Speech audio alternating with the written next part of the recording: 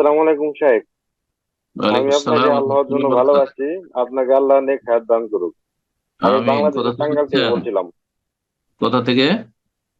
জি, বাংলাদেশের টাঙ্গাইল থেকে, টাঙ্গাইল জেলা থেকে। বলেন বলেন।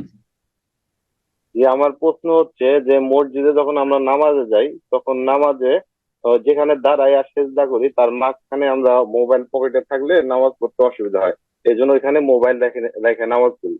এক্ষেত্রে কি আমাদের নামাজের কোনো ক্ষতি হবে? সামনে মোবাইল রাখতে অসুবিধা নাই, কিন্তু মোবাইলটাকে উল্টো করে রাখেন, আর না হলে অফ করে রাখেন। হয়তো ওতে কল চলে আসছে আর তাতে দেখতে পাচ্ছেন কার নাম আসছে, কার কল আসছে। হয়তো সাইলেন্ট আছে কিন্তু কল আসছে। এই জন্য পরামর্শ দিব যে মোবাইলটাকে উল্টে রাখেন। কথা বোঝা গেছে? জি। আর সাইলেন্ট রাখবেন বা অফ করে রাখবেন। অফ করলে অসুবিধা নেই, অফ করে দিয়েছেন আর তারপরে সোজা হয়ে আছে মোবাইল, তাতেও কোনো অসুবিধা নেই। এক কথায় সে মোবাইল যেন আপনাকে সলাৎ থেকে মশগুল না করে দেয়, সলাতে মনোযোগী হইতে বাধাগ্রস্ত না করে, তারপরে আপনার খুশু নষ্ট না হয়। জি, এটা খেয়াল রেখে মোবাইল সামনে রেখে সলাত আদায় করেন, কোনো অসুবিধা নেই। জি। আসসালামু আলাইকুম রহমতুল্লাহ বারকাতু। ওয়ালাইকুম আসসালাম রহমতুল্লাহ বারাকাত।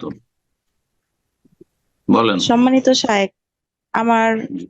কোথা আপনি থেকে আজকে বলছেন? ঋণ বিষয়ে যে প্রশ্নটা বলছেন, জি আমি বাংলাদেশ নারায়ণগঞ্জ থেকে বলতেছি। বলেন। জি, আমার এক্স হাজবেন্ড আর কি আমার নামে কিছু টাকা ঋণ করেছিল। সে ব্যবসা করে সেই টাকা লস খায়, কিন্তু পরবর্তীতে সে ঋণ পরিশোধ করে নাই, কিন্তু টাকাটা সে নিছে।